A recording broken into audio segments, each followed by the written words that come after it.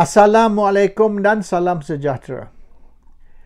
Rakyat Malaysia tidak kisah sangat sekira pemimpin-pemimpin mereka ni tidak amanah, terima rasuah, curi duit atau apa-apa lagi kesalahan jenayah. Ini bukan baru dan ini bukan UMNO sahaja. Dari dulu lagi, masa Datuk Harun dulu misalan, dia sedang menjalani hukuman penjara atas kes rasuah. Tapi bila dia bertanding, dia masih menang. UMNO masih nak dia sebagai pemimpin. Dan juga parti lain, misalnya PKR. Anwar dah 3 kali dah menjalani hukuman jenayah. Tapi mereka masih nak Anwar sebagai Perdana Menteri. Sama juga DAP. DAP pun telah dibukti Lim Guan Eng tu melakukan banyak kes rasuah, bukan satu.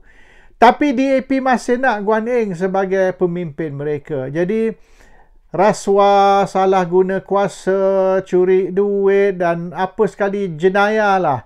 Termasuk sodomi. Rakyat Malaysia tak kisah sangat, dia masih boleh terima. Anwar tu, Tun Dr. Mahathir Mohamad, penjara dia kerana sodomi. Walaupun banyak kes rasuah melibatkan Anwar, tapi Mahathir tahu, bagi rakyat Malaysia, terutama sekali orang UMNO, mereka tak kisah kalau pemimpin mereka ni tidak amanah ataupun pencuri ataupun apa sekali. Dia orang masih boleh terima. They can still accept a leader who's a criminal. So, maknanya Mahathir guna sodomi dan bukan rasuah kerana Mahathir rasa sodomi ni bagi orang Melayu mungkin lebih jijik. Tapi kalau kes salah guna kuasa, curi duit, rasuah, rakyat Melayu tak peduli sangat benda tu. Walaupun benda tu dianggap haram dan salah dan sebagainya. So this is the reality of Malaysian politics. You can be a criminal, that does not matter selagi mereka rasa you ni pandai bercakap. Dan Anwar, Zahid Hamidi, semua mereka pandai bercakap oleh kerana rakyat Malaysia terima mereka sebagai pemimpin walaupun mereka ni tidak bersih dan melakukan jenayah. Masalah tentang Zahid Hamidi ni has got nothing to do with isu rasuah dia. Isu dia curi duit ke, dia pecah amanah ke, whatever. Orang UMNO ataupun sesiapalah termasuk DAP ke PKR, dia orang tidak kisah sangat sekira pemimpin macam Zahid ini misalnya ataupun Anwar. Tetapi kesalahan Zahid ialah dia telah melakukan treason, iaitu tindakan derhaka kepada parti. He is treacherous ataupun committed treason to the party. Sebab Zahid buat deal, boleh katakan secret deal ataupun satu pakatan sulit dengan Anwar Ibrahim dan Pakatan Harapan. Jadi bagi pemimpin parti, terutama sekali presiden parti, apabila presiden membuat pakatan sulit ataupun secret deal dengan musuh, maka there is treason. Itu tindakan boleh dikatakan derhaka kepada parti. Oleh kerana itu, Zahid perlu letak jawatan. Soalan dia didapati bersalah tak bersalah dalam kes ni pun tak kisahlah. Tapi memang Zahid akan didapati bersalah sebab kes tu ketat dan very tight case dan susah Zahid nak terlepas dari tuduhan yang dia menghadapi sekarang ni. So it doesn't matter lah tentang kes dia. He's going to jail, he's not going to jail. It makes no difference. Because walaupun dia didapati bersalah, masih boleh dapat pengampunan dari Agong dan kalau nak jadi Perdana Menteri masih boleh lah macam Anwar ni. Berapa kali masuk penjara pun it's okay, he can still become Prime Minister. Orang tak kisah sangat yang Anwar ni is a ex-convict. But the problem is, bukan saja Anwar dulu cuba buat deal dengan Abdullah Badawi tahun 2004. Selepas Anwar dibebas dari penjara, dia cuba buat secret deal, satu pakatan sulit dengan Badawi untuk kembali ke UMNO. Tetapi Mahathir sekat. Mahathir block, Mahathir warning Badawi kalau Anwar dibenar balik ke UMNO, maka Mahathir akan pancung Badawi. Akhirnya Mahathir pancung juga Badawi. Dan ini menunjukkan yang memang ada secret deal, ada pact di antara Anwar dan Badawi untuk Anwar kembali ke UMNO. Tapi Anwar ada parti dia sendiri, iaitu PKR. Jadi rela Anwar keluar dari PKR, tinggalkan parti dia, parti yang telah berjuang habis-habisan untuk Anwar dibebas dari penjara. Dan walaupun PKR berusaha sangat untuk Anwar dibebas dari penjara dan akhirnya dia dibebas, tapi Anwar balas dengan meninggalkan parti, meninggalkan PKR dan masuk UMNO. Ini apa Anwar buat, cuba buat, dan Mahathir block. Bila Mahathir block, gagal lah.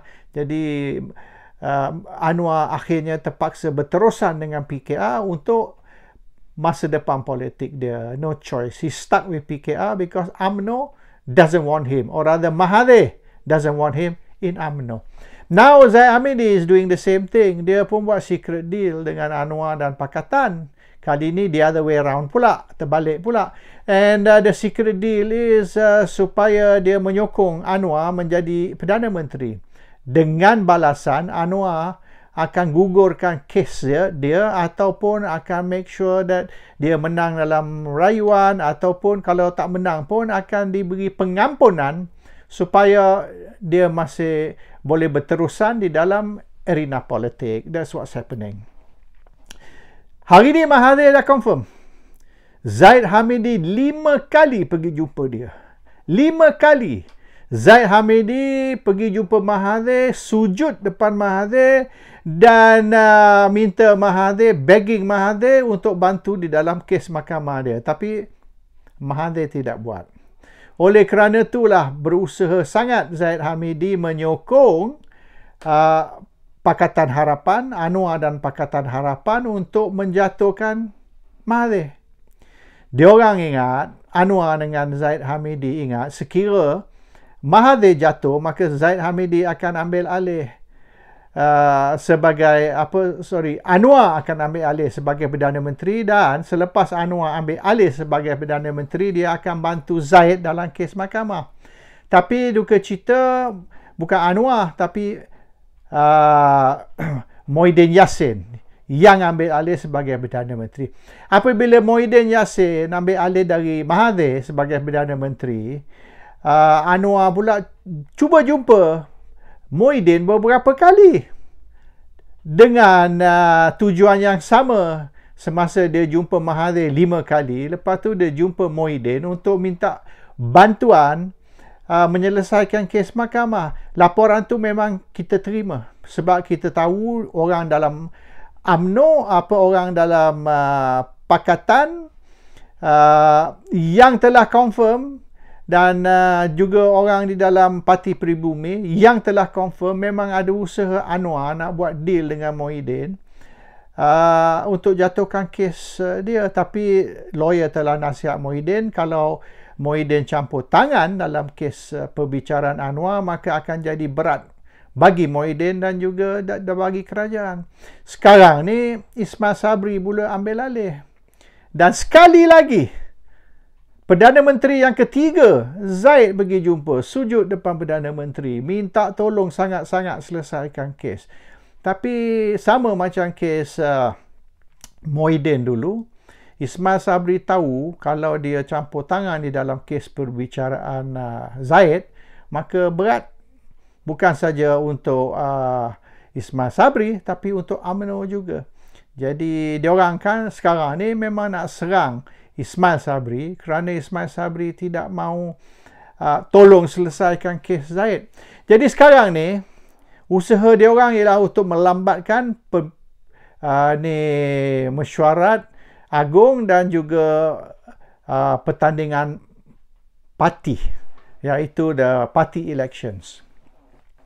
Dan sekiranya kalau ikut pindaan perlembagaan baru ni, bermaknanya kemungkinan besar pilihan raya akan diadakan bulan Mei, selewat-lewat bulan Mei tahun depan, dan sekira pilihan raya umum yang ke-15 diadakan bulan Mei, maka pertandingan parti boleh diadakan bulan November pada tahun depan, 18 bulan dari sekarang.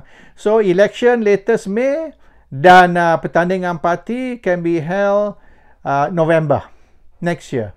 Jadi dalam masa ni lah beri banyak masa untuk Zaid Hamidi, bukan saja selesaikan kes, tapi untuk menentukan yang semasa pertandingan parti bulan November tahun depan kelak, Ismail Sabri akan tumbang.